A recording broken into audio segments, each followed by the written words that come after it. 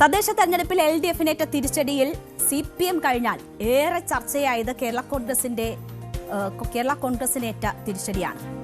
Jose K മാണിയുടെ അടുത്ത നീക്കം എന്ത് എന്ന ചർച്ചയും ജോസ് UDF-ലേക്ക് തിരിച്ചു പോകുമോ എന്ന അഭ്യൂഹങ്ങളുമാണ് ഇവിടെ കഴിഞ്ഞ ദിവസങ്ങളിൽ, അതായത് തെരഞ്ഞെടുപ്പ് ഫലം വന്നതിന് ശേഷമുള്ള ദിവസങ്ങളിൽ ഏറ്റവും കൂടുതൽ ചർച്ചയായത്. അതിന് താൽക്കാലിക വിരാമം ഇട്ടിരിക്കുകയാണ് ഇപ്പോൾ ജോസ് കെ മാണി. LDF-ൽ ഉറച്ചു നിൽക്കുമെന്നാണ് ജോസ് കെ മാണി പ്രഖ്യാപിച്ചിരിക്കുന്നത്.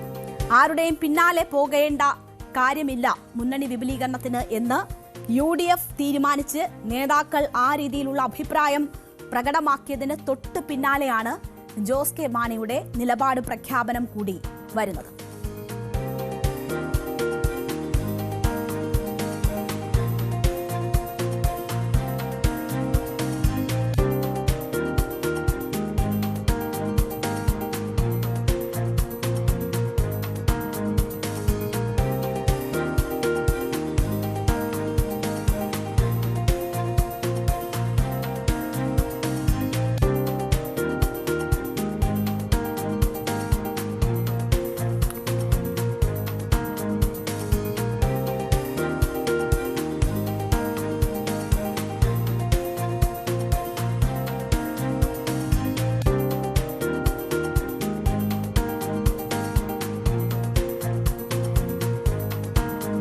സീറ്റ് വിഭജനത്തിൽ ജോസ് കെ മാണിക്ക് ചിലയിടങ്ങളിൽ CPI-യെക്കാളും മുന്തിയ പരിഗണനയാണ് LDF നൽകിയത്.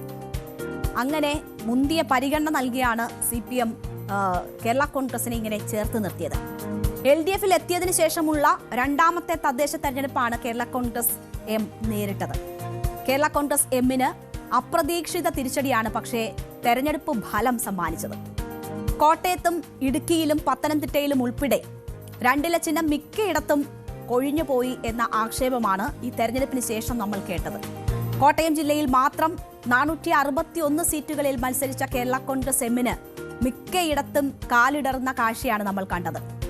രണ്ടില ചിഹ്നക്കാർ പാലാ നഗരസഭയിൽ 10 ഇടത്ത് മാത്രമാണ് പിടിച്ചു നിന്നത്. പാലാ നഗരസഭാ ഭരണം പിടിക്കാനും കഴിഞ്ഞില്ല. പാർട്ടി ചെയർമാൻ ജോസ് കെ മാണി MPയുടെ വീട് ഉൾപ്പെടുന്ന അരുണാപുരം വാർഡിൽ കോൺഗ്രസിലെ രഞ്ജിത പ്രകാശാണ് ജയിച്ചത് പോലും. അപ്പോൾ അതൊക്കെ വലിയ വാർത്തയും ചർച്ചയും ഒക്കെ ആയതാണ്. കേരള കോൺഗ്രസ് M-ന്റെ സിറ്റിംഗ് സീറ്റാണ് കോൺഗ്രസ് പിടിച്ചെടുത്തത്. സംസ്ഥാനമൊട്ടാകെ 1200-ലധികം സീറ്റുകളിൽ മത്സരിച്ചിട്ടും നേട്ടമുണ്ടാക്കാനായില്ല എന്നതായിരുന്നു സാഹചര്യം. ഫലം ഇതൊക്കെയായിരിക്കെയാണ് ജോസിന്റെ ഭാവി സംബന്ധിച്ച വലിയ ചർച്ചകൾ തുടങ്ങിയത്. അപ്പോൾ തെറ്റുതിരുത്തലിന്റെ ഭാഗമായി ജോസിനെ കൂടെ കൂട്ടാൻ നേരത്തെ തന്നെ UDF ശ്രമം ആരംഭിച്ചിരുന്നതാണ്. പക്ഷേ ജോസ് പിടികൊടുക്കുന്ന സാഹചര്യമായിരുന്നില്ല തെരഞ്ഞെടുപ്പിന് മുമ്പുണ്ടായിരുന്നത്. UDF-ന് അങ്ങനെ ഒരു ആഗ്രഹമുണ്ടായിരുന്നു. സഭാ നേതൃത്വങ്ങളൊക്കെ ആ വിഷയങ്ങളിൽ ഇടപെടുകയും ജോസിനുമേൽ സമ്മർദ്ദം ചെലുത്തുകയും ചെയ്തിരുന്നു. പക്ഷേ ജോസ് വഴങ്ങിയില്ല, LDF-നൊപ്പം നിൽക്കുകയായിരുന്നു. ആ സാഹചര്യത്തിലാണ് തദ്ദേശ തെരഞ്ഞെടുപ്പ് നടന്നത്. അപ്പോൾ കേരള കോൺഗ്രസ് M-ന് ഉൾപ്പെടെ ഇടതുപക്ഷത്തിന് വലിയ തിരിച്ചടി നേരിട്ടിരിക്കുന്നു. ഫലം തിരിച്ചടിച്ചപ്പോൾ പുതിയ ട്രെൻഡിൽ ജോസ് തീരുമാനം മാറ്റുമോ എന്നതാണ് എല്ലാവരും ഉറ്റുനോക്കിയത്.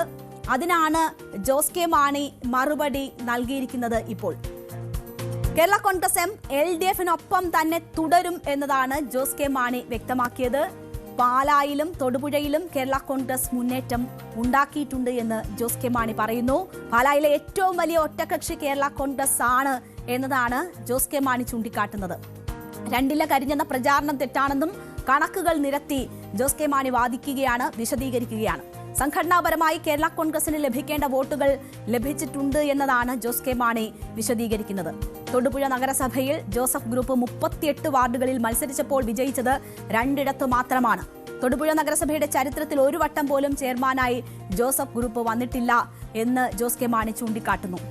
പരുന്തിന്റെ പുറത്തിരിക്കുന്ന കുരുവിയെ പോലെയാണ് കേരള കോൺഗ്രസ് ജോസഫ് വിഭാഗം എന്നതാണ് ജോസ് കെ മാണി ഇന്ന് പരിഹസിച്ചുകൊണ്ട് പറഞ്ഞത്.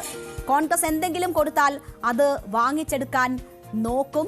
ഈ തെരഞ്ഞെടുപ്പിൽ സംഘടനാപരമായി കേരള കോൺഗ്രസിന് M-ന് ലഭിക്കേണ്ട വോട്ടുകൾ ലഭിച്ചിട്ടുണ്ട് എന്നാണ് ജോസ് കെ മാണി ചൂണ്ടിക്കാട്ടിയത്. തങ്ങൾക്ക് തിരിച്ചടി ഏറ്റിട്ടില്ല എന്ന് പറയുന്ന ജോസ് കെ മാണി ഈ മാധ്യമങ്ങളെ കണ്ട സമയത്ത് ഏറ്റവും കൂടുതൽ സമയം ചെലവഴിച്ചത് ജോസഫ് ഗ്രൂപ്പിനെ കടന്നാക്രമിക്കാനാണ്. നേരത്തെ തന്നെ സംസാരിച്ചിരുന്നു. കേരള കോൺഗ്രസ് പാർട്ടിക്ക് ഒറ്റ നിലപാടാണ്, അത് ഇടതുപക്ഷത്തിനോടൊപ്പമാണ്. ആ നിലപാട് ഞങ്ങൾ ഉറച്ചു നിൽക്കുന്നു. ഈ പറയുന്ന ആ വീമ്പടിക്കുന്ന തൊടുപുഴയിൽ അവിടെ മുനിസിപ്പാലിറ്റിയിൽ അവരേതാണ്ട് 38 വാർഡുകളുണ്ട്. വിജയിച്ചത് ജോസഫ് ഗ്രൂപ്പ് വിജയിച്ചത് 2 മാത്രമാണ്. ഇനി അത് പോട്ടെ, നമ്മളാരെയും ആക്ഷേപിക്കാനൊന്നുമില്ല. പിന്നെ പറഞ്ഞ ഉത്തരം പറയണോണ്ട് ഇനിയും പറയാനുണ്ട്. 80-ന് ശേഷം മുനിസിപ്പാലിറ്റി ഫോം ചെയ്തതിന് ശേഷം ഒരു പ്രാവശ്യം പോലും മുനിസിപ്പാലിറ്റി ഒരു ചെയർമാനായി ജോസഫ് ഗ്രൂപ്പ് വന്നിട്ടില്ല. പക്ഷേ കേരള കോൺഗ്രസ് 3 പ്രാവശ്യം വന്നിട്ടുണ്ട്, ഞങ്ങളുടെ ആൾക്കാർ വന്നിട്ടുണ്ട്. അപ്പോൾ ഇപ്പുറത്ത് ഈ പറയുന്ന കടുത്തുരുത്തിയിലും പറയുന്നുണ്ടല്ലോ ഇലയുടെ കാര്യത്തിൽ, അവിടെ ഇനി വെള്ളം കോരാൻ ആരും വരണ്ട എന്ന് ഒഴിക്കാമെന്നും പറയും. എനിക്ക് തോന്നുന്നു പഴയ കാലത്ത് ആ രീതിയാണ് ഇപ്പോഴും അദ്ദേഹം നിൽക്കുന്നത്. അതുകൊണ്ട് തന്നെ അവിടെ ഈ പറഞ്ഞ വികസന കാര്യത്തിലൊക്കെ ആധുനിക കാര്യത്തിലെല്ലാം പുറകോട്ട് അതുകൊണ്ട് തന്നെയാണ് നിൽക്കുന്നത്. തെരഞ്ഞെടുപ്പിന് വിജയത്തിന് പിന്നാലെ കോൺഗ്രസും മുസ്ലിം ലീഗും ഒക്കെ മുന്നണി വിപുലീകരിക്കണം എന്ന നിലപാടിലാണ്. UDF-ലാകെ മുന്നണി വിപുലീകരിക്കണം എന്ന ആഗ്രഹം തന്നെയാണുള്ളത്. കേരള കോൺഗ്രസിനടക്കം വാതിൽ തുറന്നിട്ടിരിക്കുകയാണ് UDF. ഈ പശ്ചാത്തലത്തിലാണ് ജോസ് കെ മാണിയുടെ ഈ പ്രതികരണം എന്നത് നമ്മൾ ഓർക്കണം. എന്തായാലും ഇപ്പോ ജോസ് എങ്ങോട്ടുമില്ല എന്നതാണ് പറയുന്നത്. LDF-നൊപ്പം ഉറച്ചു നിൽക്കും. അടുത്ത തെരഞ്ഞെടുപ്പാകുമ്പോൾ UDF-ന്റെ അടിത്തറ ഒന്നുകൂടി വിപുലീകരിക്കുമെന്നും നിലവിലുള്ളതിനേക്കാൾ ശക്തമായ UDF ആയിരിക്കും നിയമസഭാ തെരഞ്ഞെടുപ്പിനെ നേരിടുന്നത് എന്നുമാണ് VD സതീശൻ ഇന്നലെ പറഞ്ഞത്. എന്നാൽ ജോസ് കെ മാണിയെക്കുറിച്ച് ചോദിച്ചപ്പോൾ VD സതീശൻ പറഞ്ഞത്, ഞങ്ങൾ ആരുടെയും പിന്നാലെ പോകില്ല, ആരെയും ക്ഷണിച്ചിട്ടും ഇല്ല എന്നായിരുന്നു സതീശന്റെ മറുപടി. അതായത് തദ്ദേശ തെരഞ്ഞെടുപ്പിന് മുൻപുള്ള ഒരു സാഹചര്യമല്ല തദ്ദേശ തെരഞ്ഞെടുപ്പിന് ശേഷം. അത് കോൺഗ്രസിനെ സംബന്ധിച്ച് നല്ല ബോധ്യമുണ്ട്. ആരെയും പുറകെ പോയി വിളിക്കേണ്ടുന്ന സാഹചര്യമില്ല എന്ന ഉറച്ച ബോധ്യത്തിലാണ് പ്രതിപക്ഷ നേതാവ് ഇന്നലെ ആ മറുപടി നൽകിയത്. അതായത് ഞങ്ങൾ ജയിക്കുമെന്ന് ഞങ്ങൾക്ക് ബോധ്യമുണ്ട്, ഞങ്ങൾക്ക് അതിനുള്ള സാഹചര്യവും സാധ്യതയുമുണ്ട്, അതുകൊണ്ട് തന്നെ ആരുടെയും പുറകെ പോയി ആരെയും വിളിച്ചുകൊണ്ട് വരുന്നില്ല എന്ന ഒരു സന്ദേശമാണ് പ്രതിപക്ഷ നേതാവ് നൽകിയത്. അതിന് പിന്നാലെയാണ് ഇപ്പോൾ ജോസ് കെ മാണിയുടെ ഈ പ്രതികരണം കൂടി വന്നത്. അപ്പോൾ ഇന്നലെ പ്രതിപക്ഷ നേതാവ് പറഞ്ഞത് കൂടി നമുക്കൊന്ന് കേൾക്കാം. ഞങ്ങൾ ആരെയും പിന്നാലെ നടക്കുകയോ ക്ഷണിക്കുകയോ ചർച്ച ചെയ്യുകയോ ഒന്നും ചെയ്തിട്ടില്ല. അത് അങ്ങനെ ആരും അഭിപ്രായ പ്രകടനം അങ്ങനെ നടത്തേണ്ട ആവശ്യമില്ല, നമ്മളങ്ങനെ ചെയ്തിട്ടില്ല.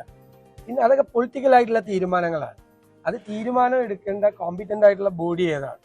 ഇപ്പൊ കോൺഗ്രസിലേക്ക് ഒരാളെ കൊണ്ടുവരാൻ KPCC ആണ് തീരുമാനിക്കുന്നത്. UDF-ലേക്ക് ആളുകളെ കൊണ്ടുവരേണ്ടത് UDF നേതൃത്വമാണ് തീരുമാനിക്കേണ്ടത്, എല്ലാവരും കൂടി കൂടിയാണ്. അതൊക്കെ അതിന്റെ സമയാസമയങ്ങളിൽ ഉചിതമായ സമയത്ത് തീരുമാനങ്ങൾ എടുക്കാൻ പറ്റുന്ന നേതൃത്വമുണ്ട്, കൂടിയാലോചനകളുണ്ട്, കൂട്ടായ നേതൃത്വമുണ്ട്. ആ തീരുമാനമുണ്ട്. ഒരു കാര്യം എനിക്ക് ഇപ്പോൾ ഉറപ്പ് നൽകാൻ പറ്റാവുന്ന കാര്യം, ഇപ്പോൾ ഉള്ളതിനേക്കാൾ ഇതിനേക്കാൾ ശക്തമായ UDF ആയിരിക്കും തെരഞ്ഞെടുപ്പിനെ നേരിടുന്നത്. അപ്പോൾ ആരുടെയും പിന്നാലെ പോകില്ല, പക്ഷെ മുന്നണി വിപുലീകരണം അജണ്ടയിലുണ്ട്. ഇതിനേക്കാൾ ശക്തമായ UDF ആയിരിക്കും ഇനി ഉണ്ടാവുക എന്ന് VD സതീശൻ പറയുമ്പോൾ എല്ലാം വ്യക്തമാണ്. മുന്നണി വിപുലീകരണം എന്ന ഒരു സാധ്യതയുണ്ട്. പക്ഷേ അവിടെ പ്രതിപക്ഷ നേതാവ് ആരുടെയും പിന്നാലെ പോയിട്ടില്ല എന്ന് പറയുമ്പോൾ അതിനെ ഖണ്ഡിക്കുകയാണ് ഇന്ന് അടൂർ പ്രകാശ് ചെയ്തിരിക്കുന്നത്. ജോസ് കെ മാണിയെ ക്ഷണിച്ചിട്ടുണ്ട് എന്ന കാര്യം സ്ഥിരീകരിച്ചുകൊണ്ടാണ് അടൂർ പ്രകാശ് ഇന്ന് രംഗത്ത് വന്നത്. പക്ഷേ ഇനിയുള്ള കാര്യങ്ങൾ കൂട്ടായ തീരുമാനത്തിലൂടെയാകും ഉണ്ടാവുക എന്നതുകൂടി അടൂർ പ്രകാശ് പറഞ്ഞു വെക്കുന്നു. ഈ വിപുലീകരണവുമായി ബന്ധപ്പെട്ട് ഒരു പാർട്ടിയെയും ഉന്നമിട്ട് ചർച്ച നടക്കുന്നില്ല എന്ന് സ്ഥിരീകരിക്കുകയാണ് കെ മുരളീധരൻ അപ്പോൾ ചെയ്തിരിക്കുന്നത്. അതായത് പ്രതിപക്ഷ നേതാവ് പറഞ്ഞതുപോലെ അതിന് ചേർന്ന് നിൽക്കുന്ന ഒരു പ്രതികരണമാണ് മുരളീധരന്റെ ഭാഗത്തു നിന്നും ഉണ്ടാകുന്നത്. ആദ്യം മുന്നണിയിലാണ് ഇത് സംബന്ധിച്ച് ചർച്ച നടത്തുക. വിപുലീകരണം വേണമെന്ന് പൊതു അഭിപ്രായമുണ്ട്, ഏത് രീതിയിൽ വേണമെന്നുള്ളത് ചർച്ച ചെയ്ത് തീരുമാനിക്കും എന്നതാണ് കെ മുരളീധരൻ ഇന്ന് മാധ്യമങ്ങളോട് പറഞ്ഞത്. അങ്ങനെ പ്രത്യേകിച്ച് ഏതെങ്കിലും പാർട്ടിയുടെ ഉന്നം കിട്ടണമെന്നൊന്നുമല്ല. മുന്നണിയുടെ അടിത്തറ വിപുലീകരിക്കണം എന്നൊരു ആശയമുണ്ട്. അത് മുന്നണിക്കകത്ത് ചർച്ച ചെയ്ത് തീരുമാനമെടുക്കും. അല്ല, നിലവിലുള്ള സഖ്യം തന്നെ പര്യാപ്തമാണെങ്കിലും ഒന്നും കൂടെ വിപുലീകരിക്കുന്ന നല്ലതാണെന്നുള്ള അഭിപ്രായം പൊതുവായിട്ടുണ്ട്. അപ്പോൾ അതെങ്ങനെ വേണമെന്നുള്ള കാര്യങ്ങളൊക്കെ മുന്നണിക്കകത്ത് ചർച്ച ചെയ്ത് തീരുമാനിക്കും. മുന്നണിക്കകത്ത് ചർച്ച വേണം എന്നൊരു സാഹചര്യം നേതാക്കൾ ആവർത്തിക്കുന്നതിന് ചില കാരണങ്ങളുണ്ട്. അതായത് മുന്നണി വിപുലീകരണത്തെ ചൊല്ലി ചില തർക്കങ്ങൾ കൂടി UDF-ൽ ഉടലെടുക്കുന്നുണ്ട്.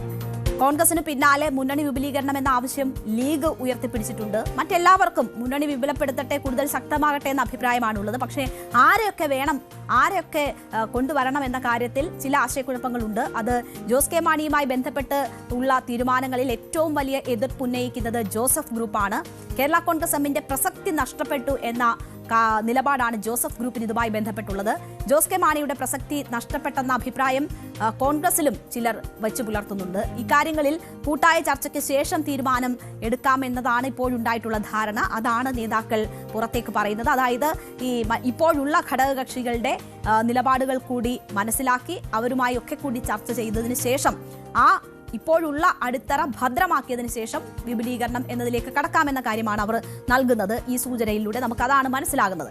ജോസ് കെ മാണിയെ നേരത്തെ തന്നെ സ്വാഗതം ചെയ്തിട്ടുണ്ട് എന്ന് അടൂർ പ്രകാശ് പറയുമ്പോൾ ജോസ് കെ മാണിയുമായി ബന്ധപ്പെട്ട് ചർച്ചകൾ നേരത്തെ UDF-ൽ ഉണ്ടായിരുന്നു എന്നത് വ്യക്തമാണ്. പക്ഷേ പ്രതിപക്ഷ നേതാവ് ആരുടെയും പിറകെ പോയിട്ടില്ല, ഇനി പോകാനും ഇല്ല എന്നൊരു നിലപാടാണ് ഇപ്പോൾ സ്വീകരിക്കുന്നത് എന്നതുകൂടി നമ്മൾ കണ്ടു കഴിഞ്ഞു.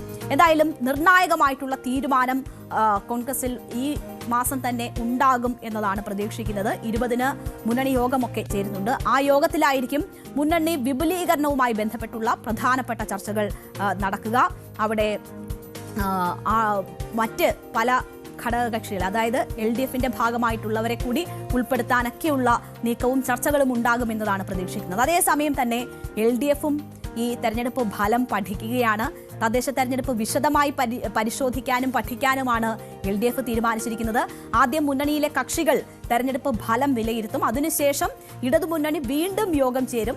മുന്നണിക്ക് പ്രതീക്ഷിച്ച വിജയം ഉണ്ടായില്ല, ജനങ്ങളുടെ പ്രതികരണം ആഴത്തിൽ പരിശോധിച്ച് തിരുത്തി മുന്നോട്ട് പോകും എന്നതാണ് LDF കൺവീനർ TP രാമകൃഷ്ണൻ ഇന്ന് പറഞ്ഞിരിക്കുന്നത്. എന്തായാലും ഇന്നലെ യാതൊരു തരത്തിലും ഭരണവിരുദ്ധ വികാരമില്ല, എല്ലാം പോസിറ്റീവാണ്, ഒരു കുഴപ്പവുമില്ല എന്ന് പറഞ്ഞ പാർട്ടി സംസ്ഥാന സെക്രട്ടറിയെ അപേക്ഷിച്ച് കുറച്ചുകൂടി ഭേദപ്പെട്ട ഒരു പ്രതികരണമാണ് LDF കൺവീനറുടെ ഭാഗത്തു നിന്നും ഉണ്ടായിട്ടുള്ളത്. അതായത് ചില പോരായ്മകളുണ്ട്, അത് ആഴത്തിൽ പരിശോധിക്കും എന്നതാണ് പറഞ്ഞിരിക്കുന്നത്.